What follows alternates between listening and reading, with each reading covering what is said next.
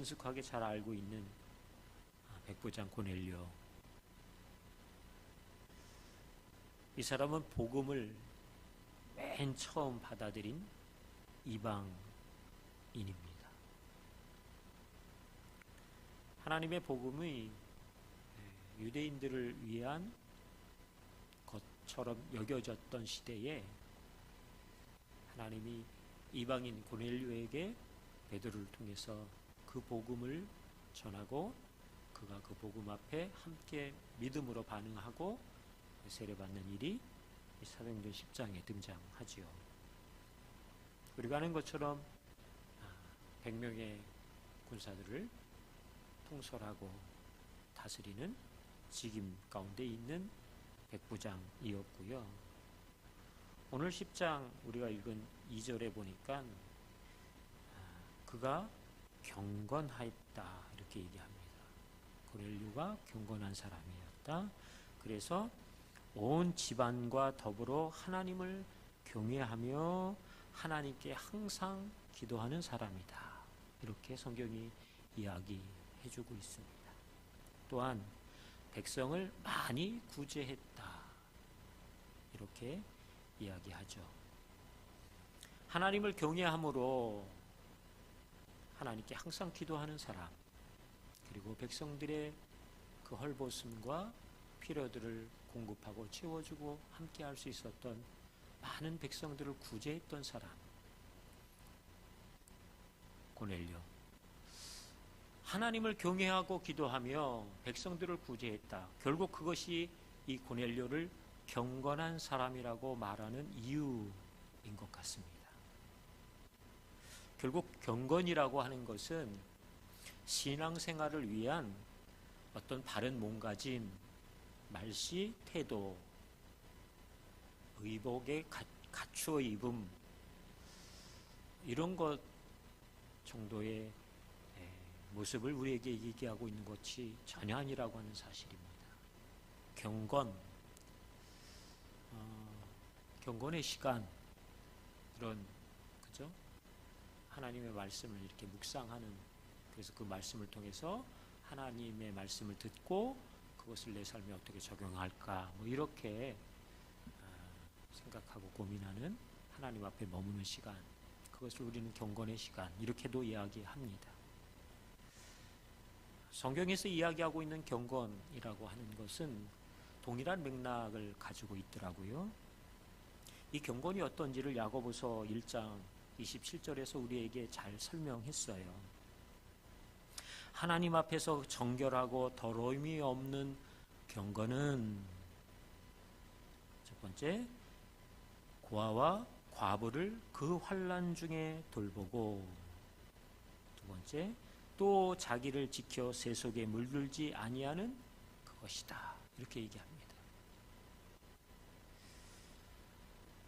백성들을 많이 구제했다. 이 이야기가 같은 맥락인 것이죠.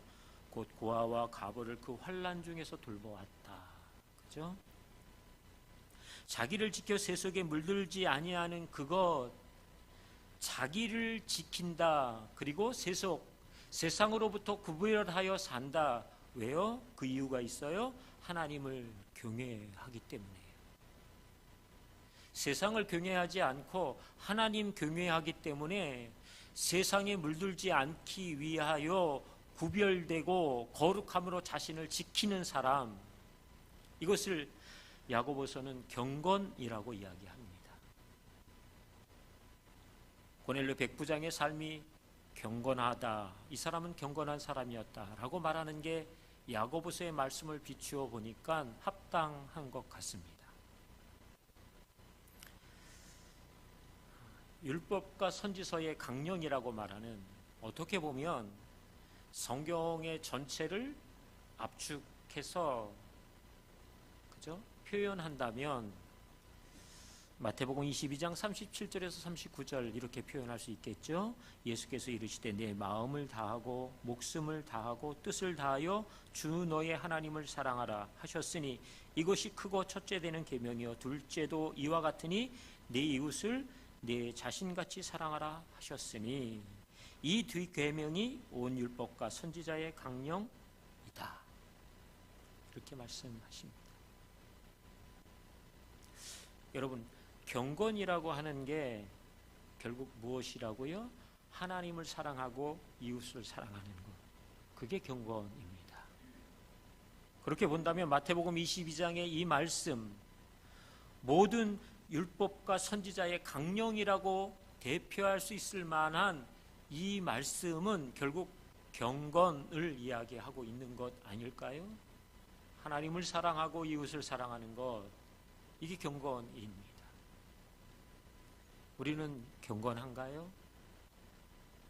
사실 이 말씀을 준비하면서 제 자신에게 계속해서 던지는 질문일 수밖에 없었어요. 제가 경건한 사람인가? 제가 정말 경건한 사람인가?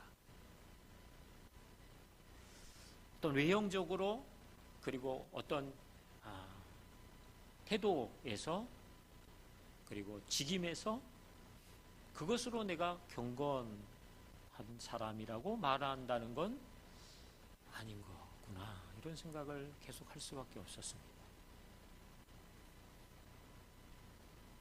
하나님을 사랑하는 것, 그리고 이웃을 사랑하는 것, 이것이 경건이라고 한다면 하나님을 사랑한다라고 하는 게 어떤 것일까?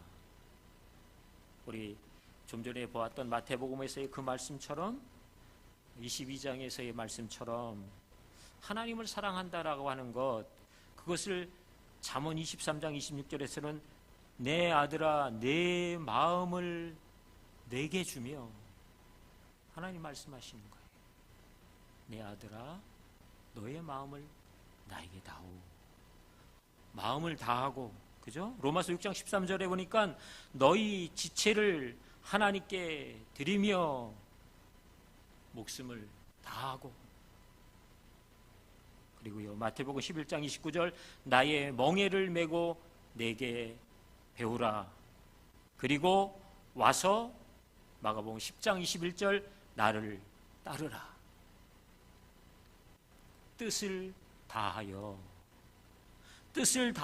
배우고 주님을 따르는 것, 그것이 주님을 사랑하는 거다라고 이야기하고 있는 것이죠. 여러분, 그리스도인의 삶에 가장 중요한 본질이 있다면 우리들이 가지고 있는, 그리스도인으로서 가지고 있는 내 삶의 가장 큰 본질, 그죠? 우리를 구별하여 이야기할 수 있는 단 한 가지의 이유, 그것은 하나님을 사랑하는 것입니다.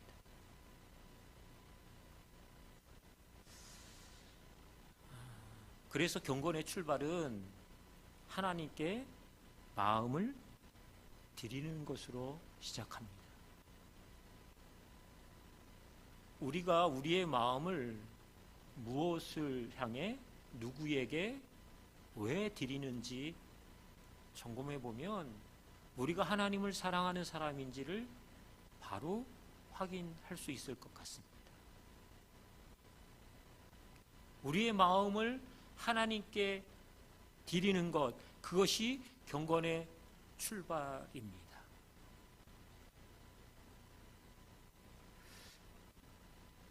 우리의 마음은 때때로 어떻게 해요? 우리가 원치 않는, 그죠? 곁길을 향해, 때로는 돌이키는 길들을 향해서, 원치 아니하는 여러 길들을 향해 흩어져 나갈 때가 참 많잖아요. 그렇지만 근본적으로 우리의 마음은 무엇을 향해, 누구를 향해, 왜 그것에 집중되어져 있는지를 보셔야 합니다. 성경은 우리가 경건한 사람으로 사는 것을 강력하게 요구합니다. 확언한다라고 표현하십니다. 하나님이 우리가 하나님 앞에 하나님을 사랑하고 이웃 사랑하는 삶을 살기를 강력하게 요청한다고요. 그것에 우리의 삶의 첫 번째 반응은 내 마음을 하나님께 드리는 것입니다. 드린다 라고 얘기해요. 구별되어지는 거죠. 그죠? 내가 지금껏 내 삶에 여러 것들을 향해서 내 마음을 집중하고 그것에 몰입하고 그것을 향해 나갔던 내 마음의 그 심중을 하나님께 드리는 것입니다. 오늘 여러분 한번 이렇게 다시 한번 고백해 보시면 좋을 것 같습니다. 하나님, 내 마음을 하나님께만 드립니다. 이렇게요. 다른 어떤 것을 향해서가 아니라 하나님께만 저의 마음을 드리고 싶습니다. 여러분, 마음이 가는 곳에 무엇이요? 몸이 따라갑니다. 그죠? 마음이 가면 몸도 손도 발도 그렇게 따라갈 수밖에 없다고 하는 것이잖아요. 그래서 마음을 다하고 목숨을 지체를 다하고 이런 의미가 있다고 생각합니다. 마음을 들이면 몸이 따라가요. 삶이 따라간단 말이죠. 그러면서 마음과 삶으로 어떻게 해요? 하나님을 배우고 하나님을 따라가는 삶의 걸음들을 한 걸음씩 살아내기 시작한다고 하는 사실이죠. 이게 우리의 삶의 본질입니다. 우리만이 가지고 있는 색깔이고요, 우리만이 누릴 수 있는 특권인 것이죠. 하나님께 내 마음을 드리고, 여러분, 세상에 많은 사람들이 있지만 그의 삶과 마음과 지체와 생각들과 이것들을 하나님께 드리고 하나님을 배우며 하나님을 따라가는 건 아무나 할 수 있는 일은 아닌 것 같습니다. 여기 계신 분들이 가지고 있는 특별한 우리의 삶의 구별됨, 그것은 하나님을 사랑하는 것, 경건한 삶을 향한 우리의 도전인 것입니다. 여러분, 경건이라고 하는 것은 이미 앞에서도 언급했던 것처럼 두 날개와 같은 것이죠. 그죠? 아마도 저희 집에 거실에 이렇게 큰 베란다 문이 있는데 아마 여러분들도 그런 집에서 가끔 그런 걸 경험하게 되시는 것 같아요. 저희 집은 유독 이제 나무가 많아서 그런지 새들이 와서 가끔 땅 소리가 나서 딱 보면 그 창에, 그죠? 창문에 들이받쳐가지고 바닥에 탁 떨어져 있는 거예요.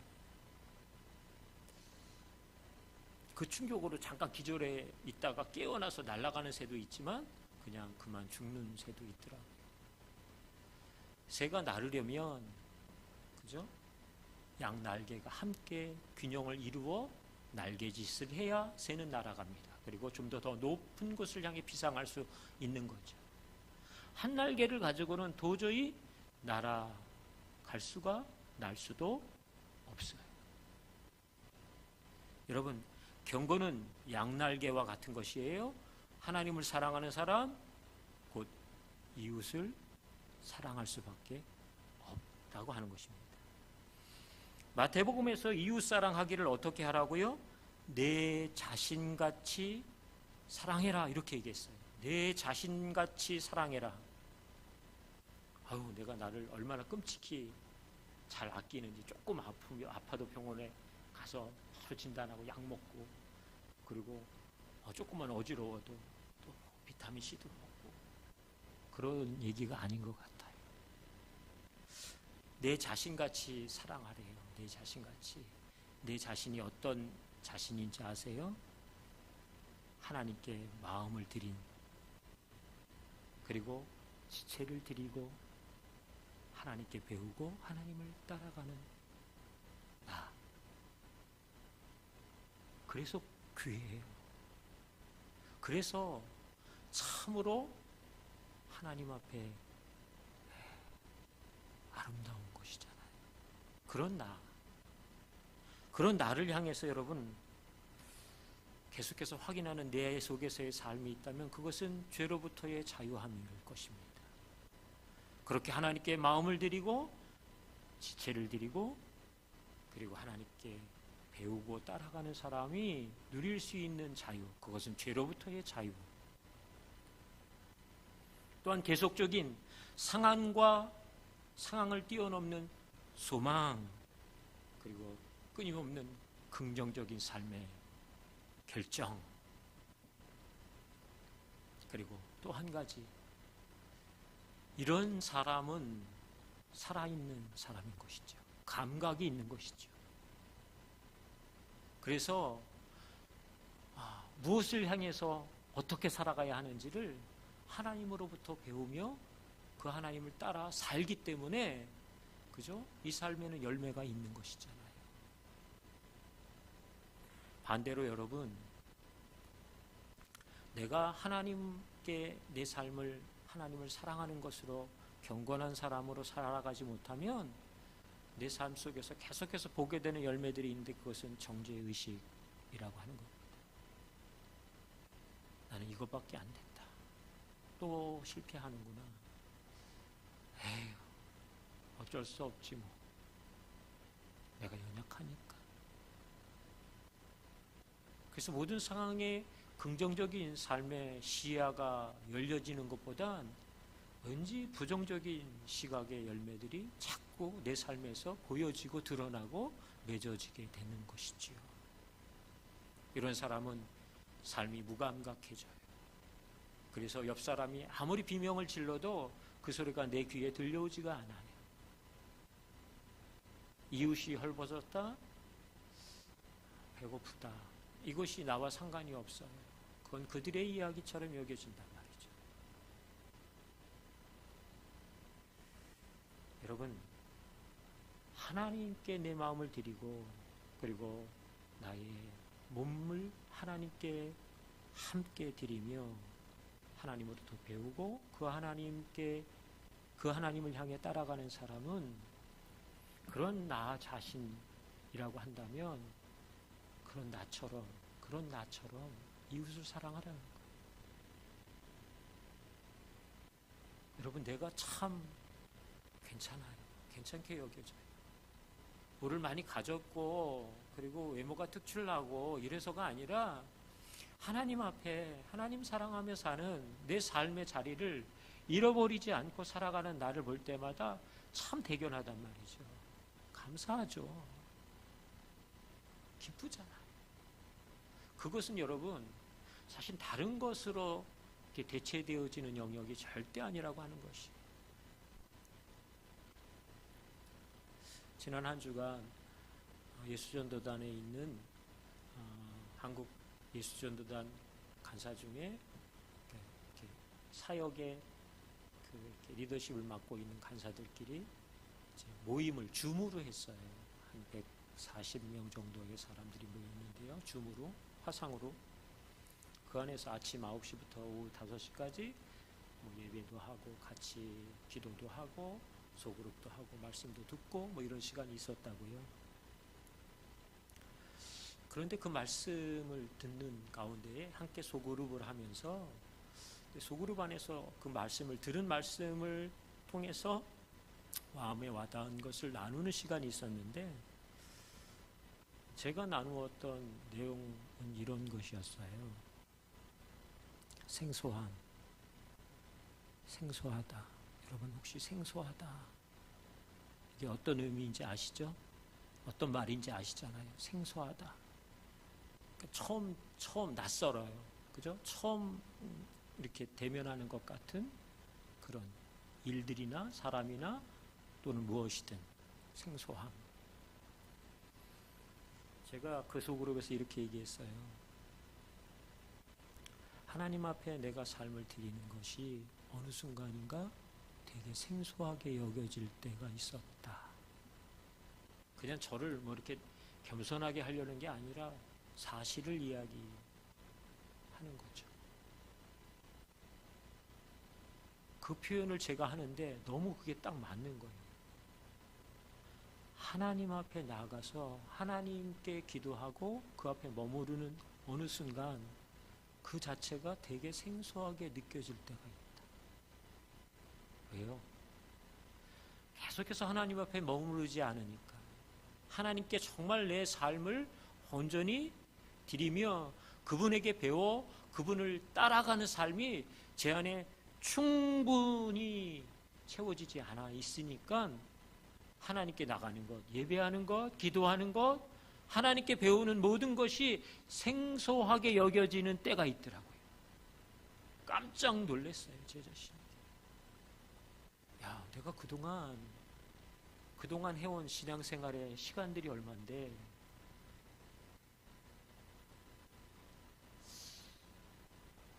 부끄럽지만 제 삶에도 생소한 영역이 있더라고요. 세상을 향해서는 생소하지 않은데 하나님을 향해서 생소한 영역이 있더라고요. 어제까지는 잘하는 것 같은데 금방 넘어져서 하나님 앞에 나가는 게 또 생소해지고, 그래서 무언가 다시 시작해야 하는 것 같고, 이런 영역이 있더라고요.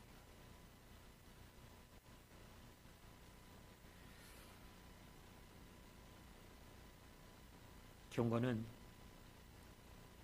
영향력인 것 같습니다. 고넬료가 기도 중에 천사가 나타나서 너의 기도와 너의 구제가 하나님께 상달되었다, 이렇게 얘기해요. 내 삶의 경건, 그것을 하나님이 기뻐하신다. 내가 하나님을 사랑하고 이웃을 사랑하는 것 하나님이 아셔, 이런 얘기죠. 그죠? 그러면서 그 천사가 내가 지금 사람을 욥바로 보내어서 베드로라 하는 시몬을 초청할 것을 이야기합니다. 그래서 천사가 떠나고 나서 어떻게 해요? 곧바로 고넬료가 집안 하인 둘과 부하 가운데, 오늘 10장 7절에 보니까 경건한 사람 하나를 불렀다, 이렇게 얘기합니다. 경건이 영향력이더라고요. 고넬료만 경건한 사람이 아니었어요. 고넬료의 수하에 있었던 그가 누구인지 정확하게 이름도 어떤 사람인지 구별할 수 없지만 부하 중에 한 경건한 사람, 그를 불렀다는 거예요. 고넬료가 원어를 살펴봤더니 고넬료의 그 경건한 사람이라고 고넬료로 표현했던 그 경건과 부하에게 썼던 이 경건은 동일한 단어였어요. 그러니까 고넬료의 부하 중에도 고넬료의 삶을 통해서 경건을 닮아가고 경건의 삶을 살아내는 그런 부하가 어찌 보면 유대인들로서는 도저히 상상할 수 없는 일이 있었다고요.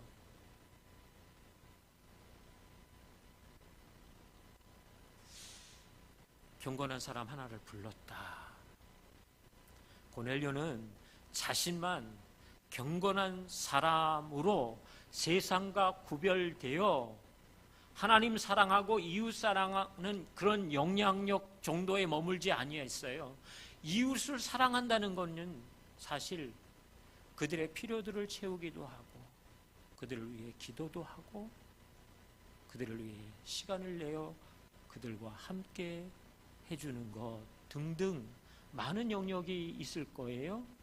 그런데 여러분, 무엇보다 더 중요한 경건의 열매가 있다면, 경건의 영향력이 있다면, 내가 경건한 삶을 살아내는 것을 통해 또 다른 누군가가 경건의 삶을 소원하고 소망하고 갈급해하며 결국 그도 나와 같이 경건한 사람으로 하나님을 사랑하고 이웃을 사랑하는 사람으로 변화되어지는 것을 보는 것, 이것만큼 가장 놀라운 축복이 있을까요? 하나님 제가 무엇인데 저를 통해 한 사람의 하나님 사랑하는, 이웃을 사랑할 줄 아는 사람이 오늘 저를 통해 세워졌다니요. 영광이죠. 그죠?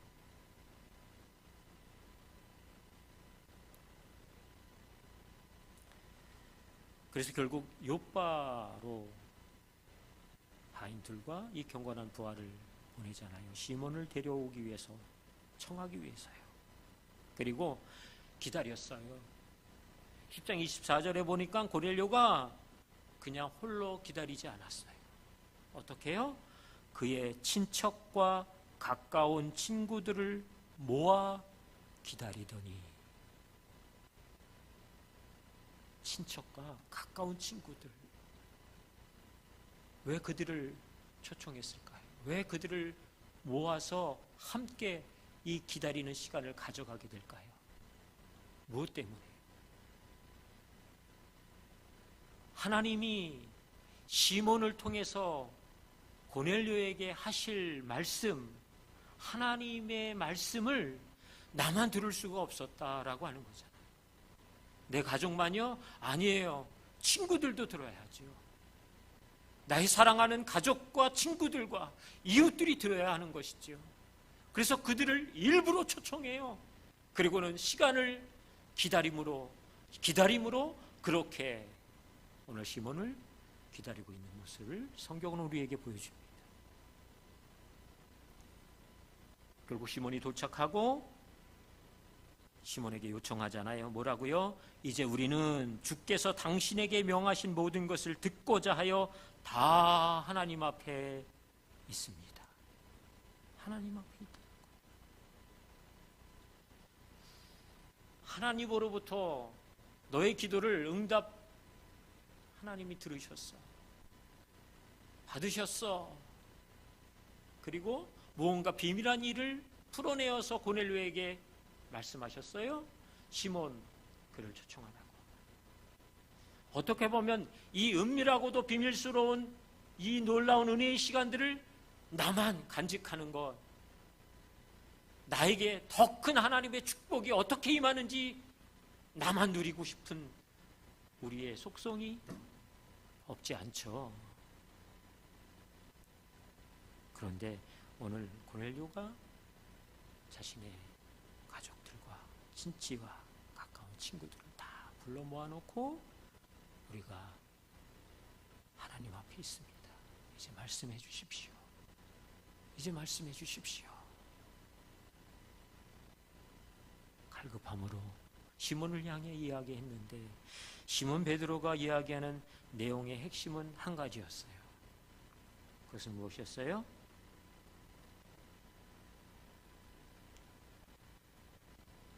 43절에 그를 믿는 사람들이 다 그의 이름을 힘입어 죄사함을 받는다.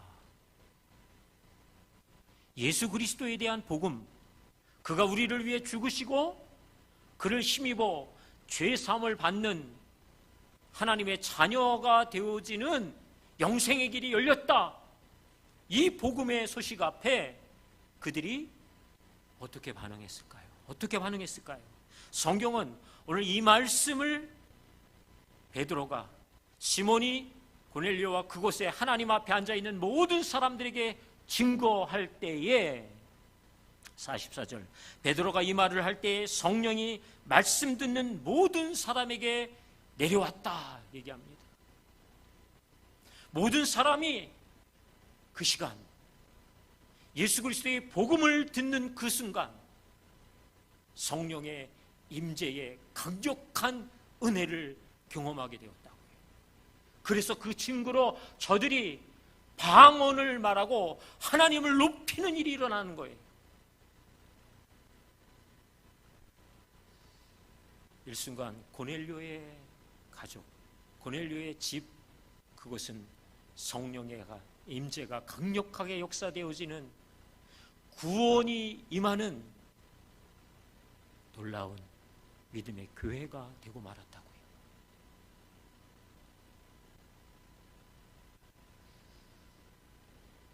경건은 영향력입니다. 생명을 낫게 하는, 생명을 잉태하여 태어나게 하는 영향력입니다. 오늘 고넬료가 그것을 우리에게 그의 삶을 통해 증언하고 있어요. 각인시켜주고 있다고요.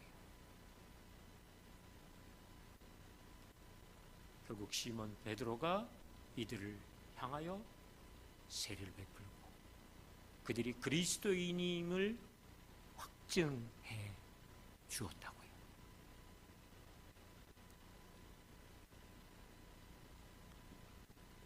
하나님을 사랑하는 것, 그 사람은 이웃을 사랑할 수밖에 없어요. 고넬료를 보니 그래요.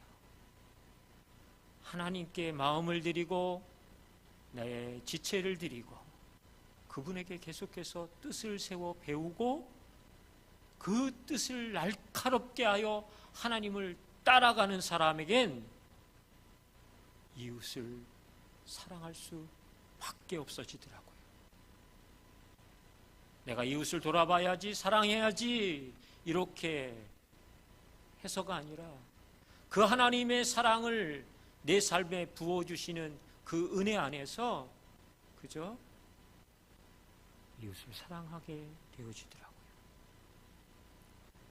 이웃을 사랑하는 것은 이미 나누었던 것처럼 여러분 여러 영역에서 사랑할 수 있을 것 같아요. 여러 영역에서요. 구제라고 하는 이야기가 단순하게 물질적인 공급만을 이야기하고 있는 것은 아닌 것 같아요.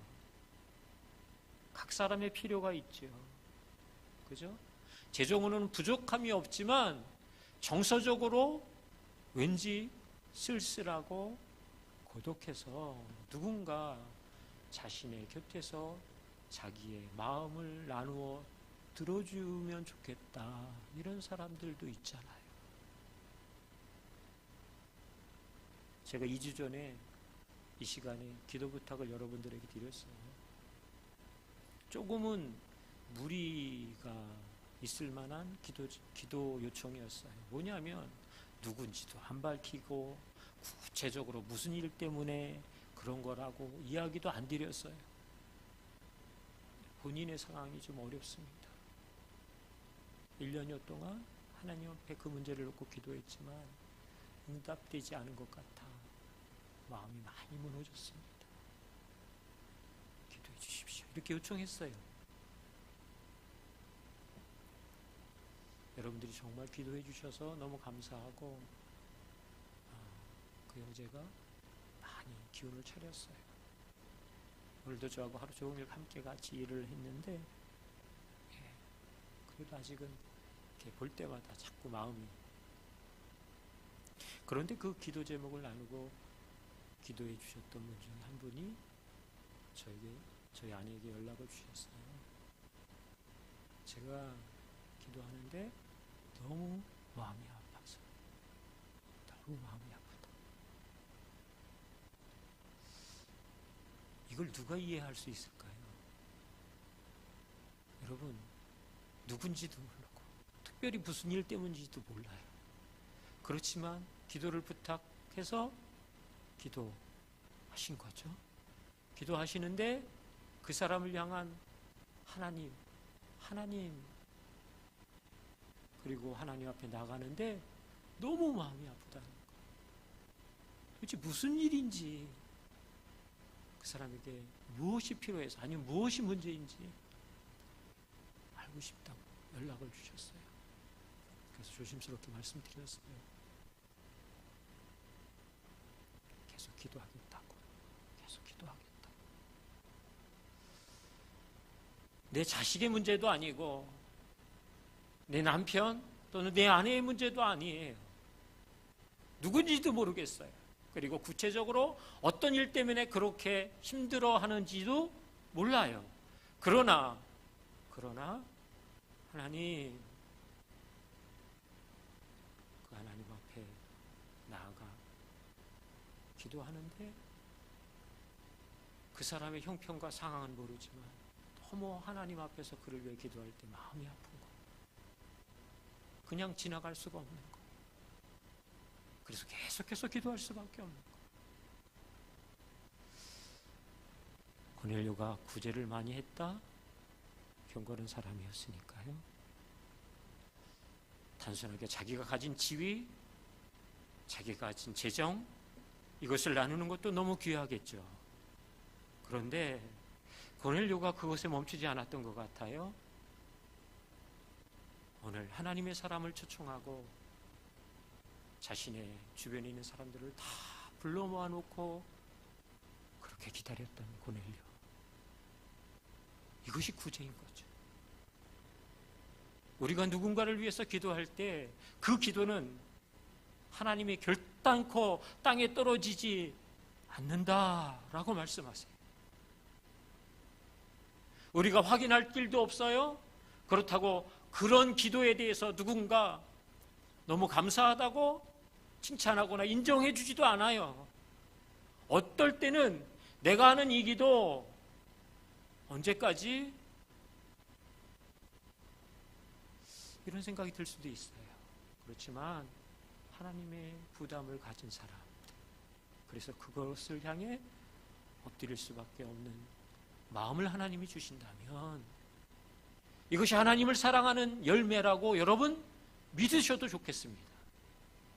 이것이 또 다른 이웃을 사랑하고 그들을 구제하는 실제적인 하나님의 마음을 우리에게 부어주시는 거라고 여러분들이 믿으셔도 좋겠습니다. 그 부담 주실 때마다 하나님 감사합니다. 저를 하나님의 경건한 사람으로 인정해 주셔서 감사합니다. 오늘 제가 가진 것 참 작지만 그 중에 아주 작은 것도 또 나눌 수 있게 해주셔서 감사하고 저의 시간도 저의 관심도 저의 수고도 저의 재정도 함께 그 필요들이 있는 것들을 제가 보게 해주시고 그것을 위해 나눌 수 있게 해주셔서 감사합니다. 경건은 영향력입니다.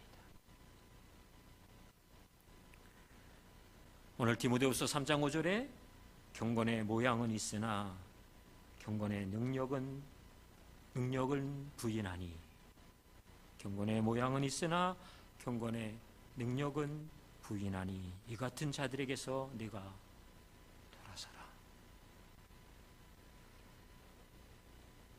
저 자신에게 경건의 모양만을 앞세우는 내 자신을 보면서 어느 때부터인가 경건의 능력이 내 삶 안에서 풀어지지 않는 그런 제한된 나를 보면서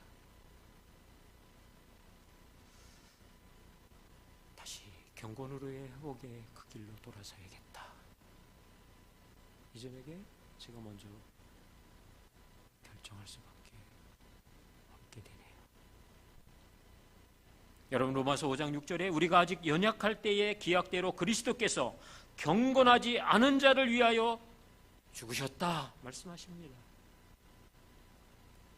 우리가 경건과 상관없이 살아 하나님 사랑하지도 못하고 이웃도 당연히 사랑 못해요.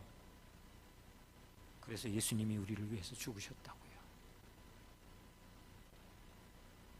우리가 좀 괜찮아서가 아니라 아주 소망이 없고 그죠?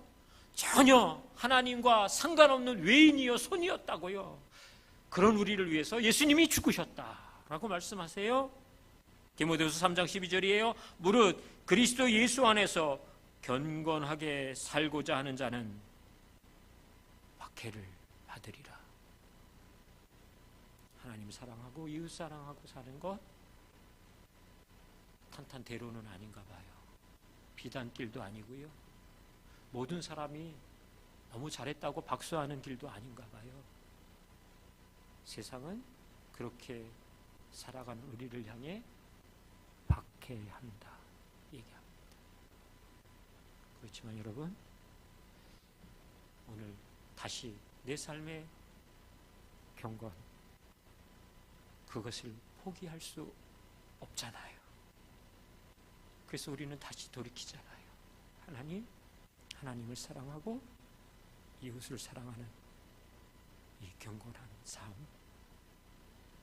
고넬료가 살아냈던 그 삶, 오고 오는 많은 믿음의 선진들이 살아냈던 그 삶, 우리도 이 땅에서 끝까지 살게 해주십시오.